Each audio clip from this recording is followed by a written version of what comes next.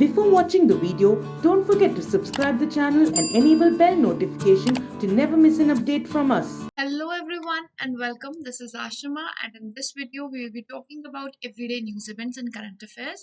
All the important points which are associated with news events which will help you score better, that is going to be highlighted. Only the important ones is this with respect to your examination, and therefore this video is helpful for every aspirant. So do check this out till the end, because this video is going to be till the end useful for all of you. And those who have not yet downloaded Entry app, you can download that for everyday current affairs practice. Now let's start the first news event, that is related to State Bank of India. State Bank of India has recently announced its partnership with Hyperverge. Now Hyperverge has a video banking solution which is the best one as of now, because it offers an accuracy up to 99.5 percentage. Therefore it is highly accurate system, and it uses artificial intelligence as well, which will help make the account opening process very fast. Currently, if you have to open a savings account, it normally takes 25 minutes via agent, whereas via Hyperverge's solution will be able to complete the whole process in 5 minutes, and it will also be able to check the liveness and face match and OCR. So it makes it highly efficient for implication. Also, as per RBI, banks are required to search for such solutions so that people do not have to trouble themselves by coming to the banks, specifically in the times of COVID-19. So SBI is going to implement this in the opening of savings account. Then we have a cheetah. Now, world's fastest land animal, cheetah, it is soon to be reintroduced in India. Cheetah had gone extinct in India when recently the last cheetah had died. So in 1950 and 1947, we had spotted the last cheetah in Chhattisgarh, which had died in the year 1952. So in 1952, the last cheetah was dead in India. Then in 2020, recently, Supreme Court of India had given directions that we can bring cheetah to India, and if that works, that is, if the rehabilitation of that African cheetah works, the cheetah is able to adapt to the environment, then we can make it flourish to other national parks as well. Right? So about 10 cheetahs are to be brought to India, and out of them 5 are going to be female, and they will be introduced in the Kuno National Park in Madhya Pradesh. Why Kuno National Park? This is located in the Chambal district or Chambal area, and the national park has lots of praise for cheetah, that is nilgai, chinkara, deer, boar, antelopes. These are present there, which are a good prey base for cheetah. Therefore, India is relocating them to this. Who is it completing this whole process? So, cheetah reintroduction project is being conducted by Wildlife Institute of India, WII. So the responsibility has gone to WII for its implication. Also, cheetah is a vulnerable category in the world, vulnerable species in the world as per IUCN categorization. Right? Then the next news event, we have China, which has successfully launched a new ocean monitoring satellite, Yang 2D, into orbit from Yuaquin Satellite Launch Center, which is present in the northwest of China. Right. Then we have United States, which has put visa restrictions on certain officials of Ethiopia and Eritrea, those officials who were accused of increasing the Tigray region war of Ethiopia. The Tigray region is although present in Ethiopia, but US does not consider it as a European, as a Ethiopian territory. It marks it as Region 1. According to European USA, it is a Region 1 and not a part of Ethiopia. Also, its largest city, that is Mekelle, is considered as the capital of Tigray region. Now, Eritrea and Ethiopia have been in war since 1998. The war of Eritrea and Ethiopia was in 1998, which was regarding another territory which is known as Balmain. Now, this war had carried on till the year June 2000, after which there were certain settlements made, and the final peace treaty, which was signed in the year 2018, for which Nobel Peace Prize was also given to the Prime Minister of Ethiopia. Right?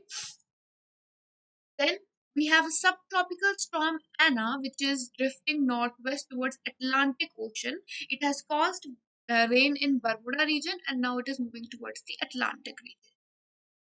Haryana is going to launch anti-COVID Sanjeevani Pariyojana on 24th of May, soon enough. That is very soon. It was launched on 24th of May. And this is going to provide a quick medical care at home for people who have mild or moderate symptoms of COVID-19 so that they don't have to rush to hospitals and hospitals don't get overcrowded. This is first of all going to be implemented in the rural region, and then slowly and gradually it might be expanded. Medical advice will be expanded via qualified doctors to to more and more people so that people can take care of themselves at home itself. Also, initiative will have integrated command and a control center. That is, ambulance tracking is going to be there, oxygen supply is going to be monitored, hospital beds availability is going to be checked out, and door to door awareness campaign will also be started. Priyadarshini Mahila Nagari Sahakari Bank, which is based in Bid, Maharashtra, has been imposed with a monetary penalty of 1 lakh rupees for non-adherence and violation of specific directions issued to the bank under supervisory action framework. So under SAF, there were certain guidelines which were let out to Priyadarshini Mahila Nagari Sahakari Bank, which were not followed by the bank, and therefore 1 lakh of penalty has been imposed on the bank. And definitely, who has done that is done by Reserve Bank of India, because the banking regulation body of India is RBI. Then CCOV-HUPN 2018 coronavirus, which has its origin in dogs, has been detected among patients hospitalized with pneumonia in 2017-18 in Malaysia. So this might be the eighth unique coronavirus strain which is found once it is confirmed as a pathogen. So this is still confirmatory process is going on, but it does not have any pandemic kind of risk. It is just a strain of coronavirus as of now, which can be found in via canine or spreads via dogs. Then we have Government of Democratic Republic of Congo, which has launched an evacuation plan for eastern city of Goma after Mount Nigongo has erupted recently. Now, this is one of the most active and most dangerous volcano of the world, which last erupted in the year 2002. Last eruption had happened in 2002. One of the most active, most dangerous volcano, and it is in the Virunga National Park. Virunga National Park is where it is located, and it is on Virunga mountain ranges, and these ranges are in Congo, right? Then we have Forbes list of highest paid athlete of 2021. This was topped by Conor McGregor, and he's a mixed martial arts fighter from Ireland who has topped this list at the world's highest paid athlete with earning of 180 million US dollars. Second position was by Lionel Messi, third position by Cristiano Ronaldo, both of which are tennis players. Not both, Lionel Messi, a football player, he's associated with football, and Cristiano Ronaldo, football player, not tennis, football. We have Pfizer BioNTech to provide 2 billion COVID-19 vaccine to poor nations, and this decision was taken in the G20 meet which was held recently. A health summit was organized of G20, which was organized by Italy, which currently has the host of G20, or it's the chairship of 2020 of G20, and it has announced a health summit under which Pfizer and BioNTech have announced that they're going to give out 2 billion vaccines to people, and this is going to be let out in a duration of 18 months. In a duration of 18 months, it is going to be distributed out.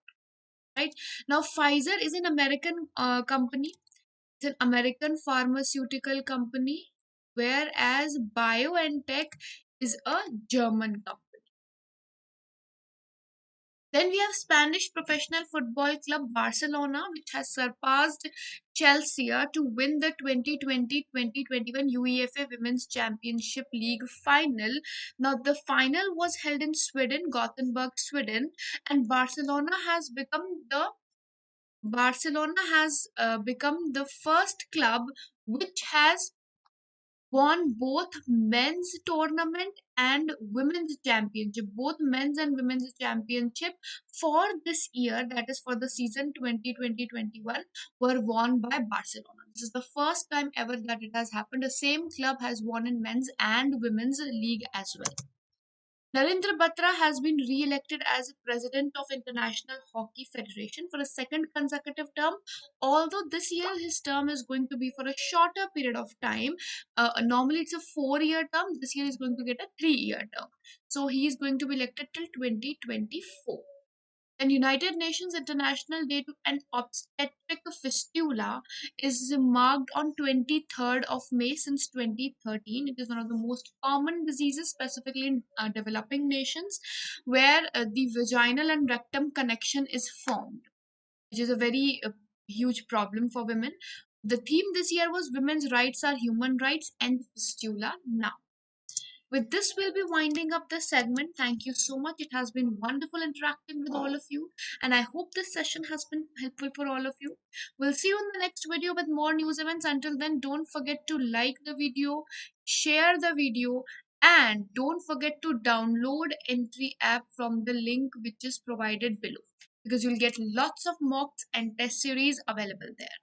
So have a great day and see you in the next video.